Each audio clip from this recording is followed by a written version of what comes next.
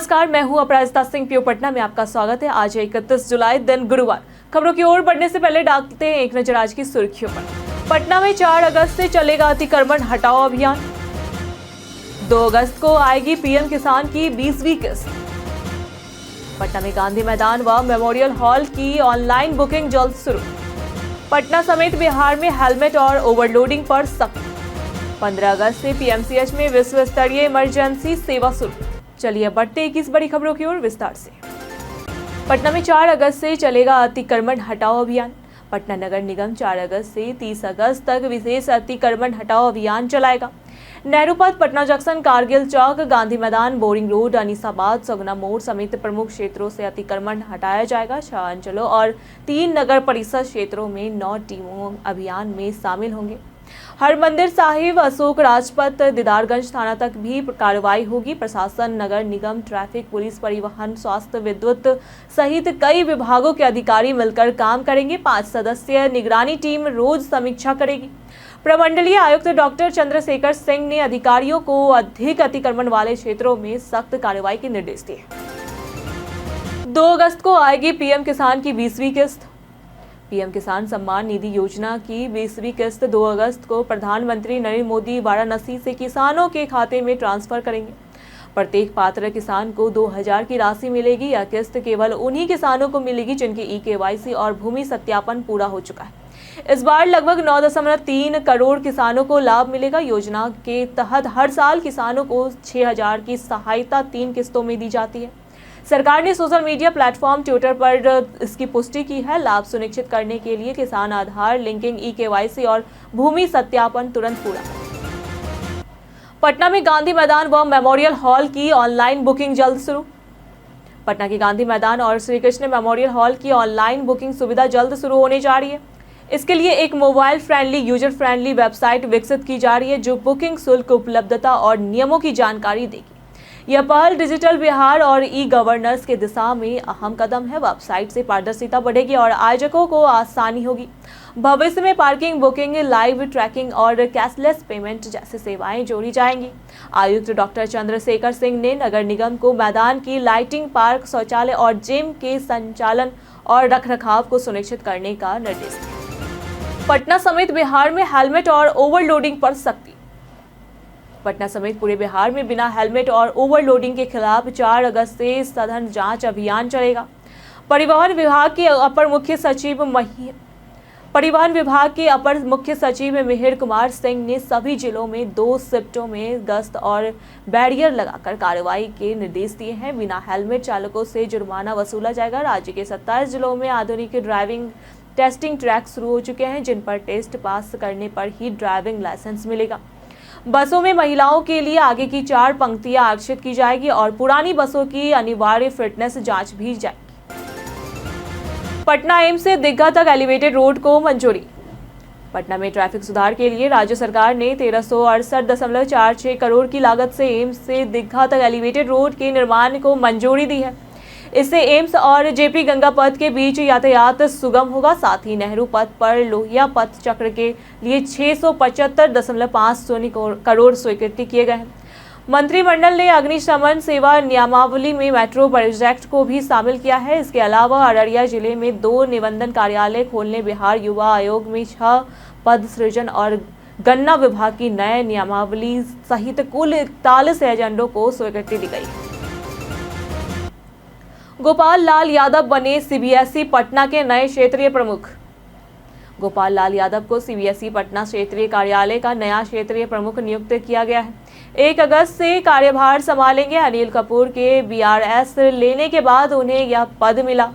इस अवसर पर राष्ट्रीय शिक्षा नीति 2020 के वर्षगांठ पर शिक्षा सम्मेलन 2025 का आयोजन भी हुआ। केंद्रीय शिक्षा मंत्री धर्मेंद्र प्रधान ने नए क्षेत्रीय कार्यालय का ऑनलाइन उद्घाटन किया। 2.4 एकड़ में फैले इस कार्यालय में 47.5 करोड़ की लागत से आधुनिक सुविधाएं बनाई गई है, जिसमें 8 काउंटर, कॉन्फ्रेंस हॉल, पुस्तकालय, व्यायामशाला, पार्किंग और उत्तर पुस्तिकाओं के लिए अलग कक्ष शामिल है। 15 अगस्त से पीएमसीएच में विश्व स्तरीय इमरजेंसी सेवा शुरू। पटना मेडिकल कॉलेज अस्पताल पीएमसीएच में 15 अगस्त से विश्व स्तरीय इमरजेंसी सेवा शुरू होगी। पहले चरण में मेडिसिन विभाग में 100 बेड की इमरजेंसी और 272 बेड का जनरल वार्ड शुरू होगा। इसके बाद शिशु स्तरीय रोग, नेत्र और ईएनटी विभाग की सुविधाएं भी जोड़ी जाएगी। 27 modular operation theatre, 27 work station और 15 वॉयल सेपरेटर लगाए जा रहे हैं। पीएमसीएच का पुनर्निर्माण 3 चरणों में किया जा रहा है, जिसमें कुल 5462 बेड और अत्याधुनिक उपकरणों पर 5460 करोड़ खर्च होंगे। बिहार में अवैध खनन पर सख्ती, एसपी और थानेदार भी जिम्मेदार। बिहार में अवैध खनन पर डिप्टी सीएम विजय कुमार सिन्हा ने सख्त रुख अपनाते हुए चेतावनी दी है कि अब थानेदार और एसपी की भी जिम्मेदारी तय होगी। अवैध खनन, भंडारण या परिवहन की शिकायत पर संबंधित अधिकारियों पर कार्रवाई की जाएगी। समीक्षा बैठक में उन्होंने खनिज राजस्व में कमी वाले जिलों के अफसरों से जवाब तलब करने का निर्देश दिया। अब तक 463 बालू घाटों में से 316 की नीलामी हो चुकी है। शेष घाटों की प्रक्रिया जल्द पूरी होगी। पत्थर अत्याकों की समस्याओं में समाधान हेतु 3 सदस्यीय समिति भी गठित की जाएगी। निरीक्षण और निगरानी तेज होगी। एनडीए का मुकेश सहनी को खुला ऑफर, सियासी हलचल तेज। बिहार विधानसभा चुनाव से पहले वीआईपी प्रमुख मुकेश सहनी को एनडीए में शामिल होने का खुला ऑफर मिला है। हम पार्टी अध्यक्ष संतोष सुमन ने कहा कि निषाद समाज का भला एनडीए ही कर सकता है। सहनी ने महागठबंधन से 60 सीटों की मांग कर राजनीतिक चर्चा बढ़ा दी है, लेकिन डील मुश्किल दिख रही है। सुमन के बयान से संकेत है कि सहनी महागठबंधन में खुद को अपेक्षित मान रहे हैं। एनडीए निषाद वोट बैंक को साधने की रणनीति पर काम कर रहा है। अब सबकी नजरें इस पर है कि सहनी पाला बदलते हैं या नहीं। दानापुर मंडल में 67 दिन में 1 करोड़ जुर्माना। दानापुर मंडल में 2 अप्रैल से 29 जुलाई तक चले टिकट जांच अभियान में 26,027 बिना टिकट यात्रियों से 1 करोड़ से अधिक जुर्माना वसूला गया। प्रतिदिन औसतन 388 यात्रियों पर कार्रवाई की गई और 1.5 लाख जुर्माना वसूला गया। दानापुर से आरा रेलखंड में सबसे अधिक 3,984 मामले सामने आए, जबकि दानापुर से बख्तियारपुर रेलखंड में 16.24 लाख की सबसे ज्यादा वसूली हुई। दानापुर फतुहा रेलखंड में सबसे अधिक 2,194 यात्रियों की जांच हुई। यह अभियान यात्रियों की सुविधा और अनुशासन सुनिश्चित करने के लिए जारी है और भविष्य में भी निरंतर जारी है। पटना में बारिश से 100 करोड़ का नुकसान। पटना में 4 दिनों के बारिश से व्यावसायिक क्षेत्रों में जल भराव हो गया, जिससे लगभग 100 करोड़ का कारोबार प्रभावित हुआ। खेतान मार्केट, हथुआ मार्केट, मौर्या लोग, बोरिंग रोड, स्टेशन रोड जैसे प्रमुख इलाकों में छोटे और मध्यम व्यापारियों को भारी नुकसान हुआ। खेतान मार्केट अलौन में 10 से 15 करोड़ का असर पड़ा है। मुसल्लमपुर मंडी में माल की अनलोडिंग बाधित हुई और फल सब्जी कारोबार पर 5 से 8 करोड़ का असर पड़ा। जल जमाव के चलते गाड़ियां फंसी और ग्राहकों की आवाजाही घट गई है। व्यापारियों ने प्रशासन की तैयारियों पर नाराजगी जताई और नुकसान की भरपाई की मांग की। पटना की 1024 एकड़ जमीन पर जल्द होगा समाधान। पटना के राजीव नगर और दीघा क्षेत्र के 1024.52 एकड़ जमीन विवाद का समाधान अंतिम चरण में है। नगर विकास विभाग में हुई बैठक में निर्णय लिया गया कि बने मकानों को न्यूनतम शुल्क पर नियमित किया जाएगा और खाली जमीन के बदले किसानों को उचित मुआवजा दिया जाएगा। यह निर्णय उप मुख्यमंत्री सम्राट चौधरी के वादे का हिस्सा है और मध्यम वर्ग के हित में दिया जाएगा। बीते दिनों नगर विकास मंत्री जीवेश कुमार, पथ निर्माण मंत्री नितिन नवीन, स्थानीय विधायक डॉक्टर संजीव चौरसिया और वरिष्ठ अधिकारियों की मौजूदगी में इस मुद्दे पर विस्तार से चर्चा है। पटना से होकर चलेगी श्रावणी मेला स्पेशल ट्रेन। श्रावणी मेले में श्रद्धालुओं की सुविधा के लिए रेलवे ने 10 अगस्त तक आसनसोल से गोरखपुर और 11 अगस्त तक गोरखपुर से आसनसोल स्पेशल ट्रेन चलाने का निर्णय लिया है। ट्रेन पटना से होकर गुजरेगी और झाझा, पाटलिपुत्र, छपरा, सिवान व देवरिया में रुकेगी। आसनसोल से रात 11 बजे चलकर यह ट्रेन सुबह 10:45 बजे गोरखपुर पहुंचेगी। वापसी में गोरखपुर से 1:45 बजे चलकर अगली सुबह 3:50 बजे आसनसोल पहुंचेगी। श्रद्धालुओं को यात्रा में राहत मिलेगी। पटना चिड़ियाघर में बाघ दिवस पर जागरूकता। पटना चिड़ियाघर में अंतर्राष्ट्रीय बाघ दिवस पर कार्यक्रम हुआ, जिसमें पर्यावरण मंत्री डॉक्टर सुनील कुमार ने बताया कि बिहार में पिछले 12 वर्षों में बाघों की संख्या 8 गुना बढ़ी है। चिड़ियाघर के 50 वर्षों में 32 बाघों का जन्म हुआ। कैमूर में टाइगर रिजर्व का प्रस्ताव भारत सरकार को भेजा गया है। कार्यक्रम में बच्चों की चित्रकला प्रतियोगिता आयोजित की गई और विजेताओं को पुरस्कृत किया गया। अधिकारियों ने जंगल और वन्य जीवों के संरक्षण पर जोर दिया।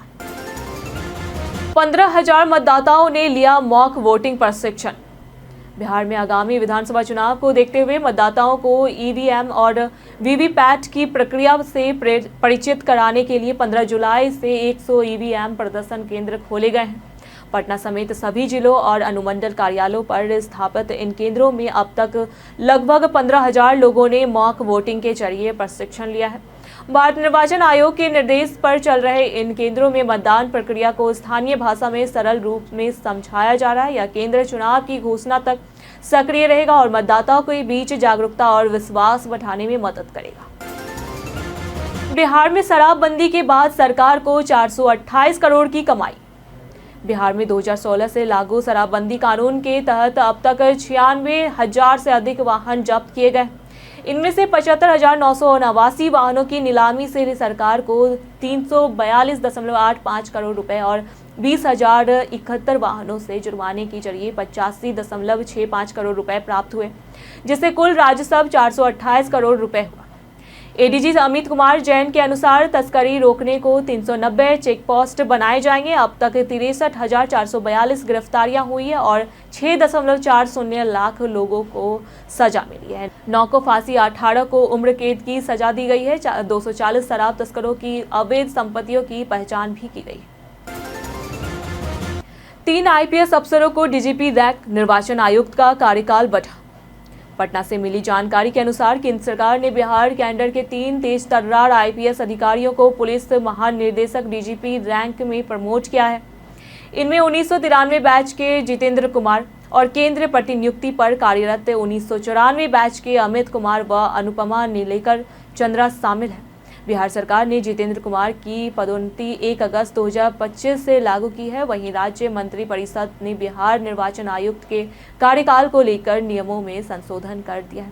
अब निर्वाचन आयुक्त को अधिकतम 8 वर्ष या 68 वर्ष की आयु तक सेवा विस्तार मिल सकेगा, जिससे प्रशासनिक निरंतरता बनी रहेगी। बीते दिनों जिन्होंने हमारे वीडियो पे लाइक और कमेंट किए थे उनके नाम है अबोध कुमार, ध्रुव कुमार, अमरजीत कुमार, नेहा कुमारी, संजीव कुमार, राकेश मिश्रा, स्वस्तिक कुमार। इसी के साथ बढ़ते हैं आज के सवाल की ओर। आपके अनुसार बेरोजगारी की सबसे बड़ी वजह क्या है? सरकार, सिस्टम या शिक्षा? आप अपना जवाब हमें हमारे कमेंट सेक्शन में लिखकर जरूर बताएं। आज के लिए सिर्फ इतना ही। पटना की तमाम खबरों के साथ बने रहने के लिए देखते रहे प्योर पटना। साथ ही अगर आप यूट्यूब चैनल पर देख रहे हैं तो चैनल को सब्सक्राइब करें। अगर आप फेसबुक पेज पर देख रहे हैं तो लाइक और फॉलो करें।